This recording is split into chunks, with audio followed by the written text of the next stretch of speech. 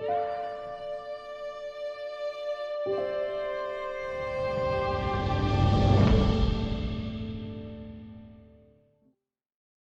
this idea of leaders being born instead of made is just a head scratcher for me. I just think it lacks a deeper understanding of what leadership is.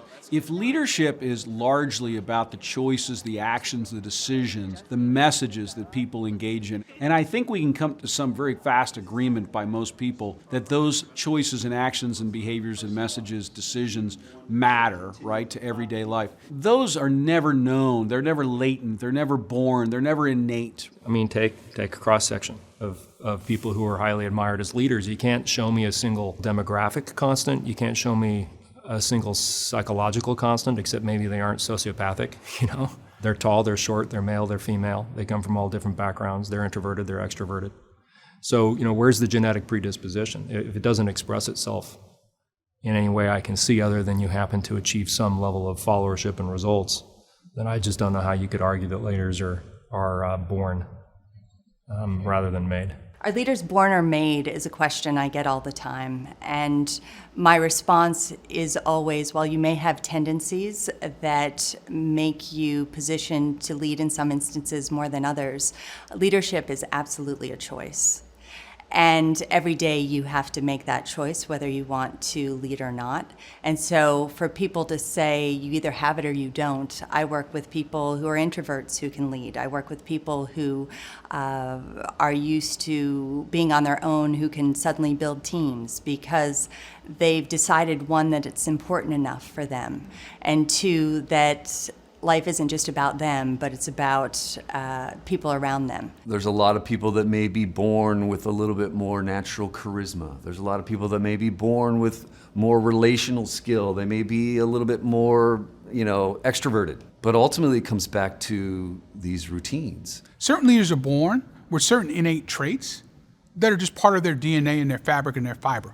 But ultimately, at the end of the day, understand that it's about what you do that matters. We don't deny that people are very different, that there are personalities, and that some of those personality and characteristics, their traits, their dispositions inform everyday actions. But most of the actions that really matter are about how you do things. And so how you make decisions, how you give feedback, how you build teams, how you create and nurture relationships.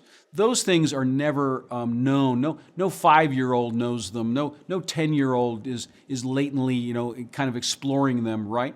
And so I think most of us have created this notion that leaders are born because we see so many differences that are very, very hardwired in people. And so we presume that some people have that hardwired to be a leader. I just don't think that's true. When kids are very young, it actually produces a piece of fallacious evidence that leaders are born, and it's kind of worth talking about. So if I took an empty room, and I put a bunch of 7 or 8 or 9-year-olds in there and threw a ball inside and closed the door, what I'm going to find is one of those kids is going to pick up that ball and start a game, right? Because they know what games are and they know how much fun they are, and they know how the world works, so they're going to quickly divide into teams to have that game. And another child is going to raise their hand and be the team leader for the other team, and then they're going to play this game, and they're going to create rules, and they might be somebody that settles a fight between two. And I'm going to watch certain kids that we think we're doing leadership, right? We think, there it is, those kids are leading. When in fact what we're watching is a very, very stable personality characteristic called dominance and control, right? Dominance and control is the idea that I need to control situations and I have a really deep-seated need to do so. Interestingly enough, if we follow those kids a few years later, and now they're in high school, right, or close to, and we start watching them and looking at how they build their social relationships, they better have put that dominance control gene in a little bit of check, because other kids won't like them very much. By the time you're in college or in your first job, if you have a high dominance control gene, you have this high need, you have better put it in the chilling part of the refrigerator, right?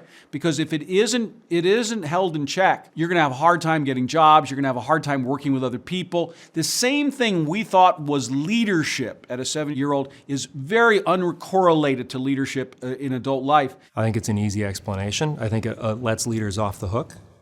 I think it allows you to pretty quickly dismiss your own limitations as a leader, to say, well, I wasn't made that way.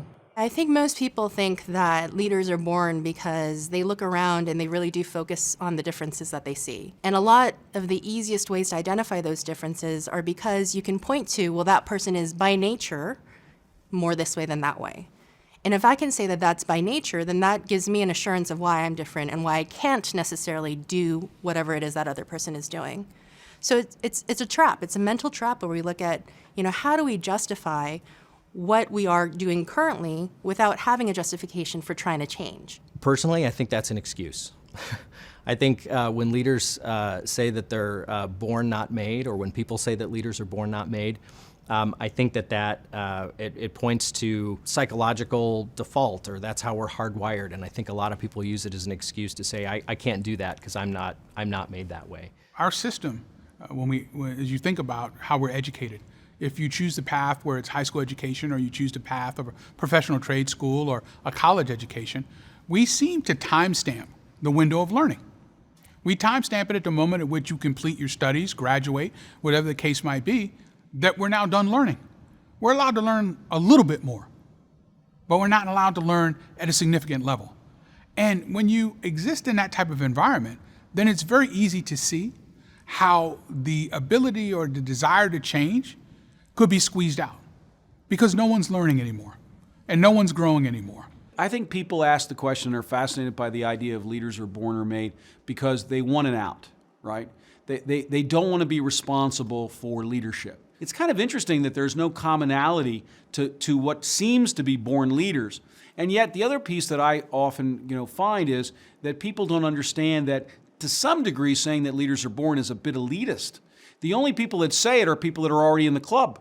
And so there's a bit of an elitist view that says, once I know that I can lead because I've become skillful at those things and people look to me to lead, well, I want to hold myself in even more rare air than that. So let me say that I was born this way and maybe you weren't. Well, it removes all excuses, right? Because if I said that you need a $15,000 piece of equipment in order to be a better leader, then there would always be a portion of the audience who would be relieved that they can't afford that because they wouldn't have to do it now. It's the same as saying leaders are born, not made. If I'm not born, if I'm not a leader, I don't have to do anything. But when you tell people that this is a habit that is free, that all you have to do is practice it and it will make you better, the portion of people who want to be better will grab onto that and they will do it and they will get better. I had this conversation with a senior client just earlier this week, and this is a senior client who's led at the highest levels, both nationally and internationally. And we were talking about the lack of effective leadership development in major universities, business schools in particular. And I said to her, one of the things I think is most interesting is if you asked me what the best leadership schools in the United States were, I would say they're probably the Air Force Academy, West Point, and Annapolis. And as I've talked to people who have been in those places and who have graduated from those places, they all say the same thing. Nobody was born to be a good leader. That those places make you that way. Can the Admired Leadership Platform make you a better leader? I'm convinced that it can, but that's really up to you and where you go from here and how serious you are about becoming a better leader. The behaviors here are proven. We've already covered some key ground, an understanding of the behavioral view versus the psychological view. We have a better definition of what it means to be an authentic leader. We looked at some really key points on the difference between technique and routine. And of course, we talked about the components of wisdom and what it takes for us to consider a behavior pattern to be worthy of that admired leader designation. And then finally, we looked at this debate over, are leaders born or made? So just from contemplating all of that, I think you'd become a better leader, even if you never unpacked a single one of the admired leader behaviors themselves. Now that said, we hope that you do. We hope that you're excited to learn and apply the insights that we've been uncovering for decades. But whether you plan to dive into all 10 modules or you select one of the behavior bundles, I'm confident that you're going to be taking real steps toward better leadership.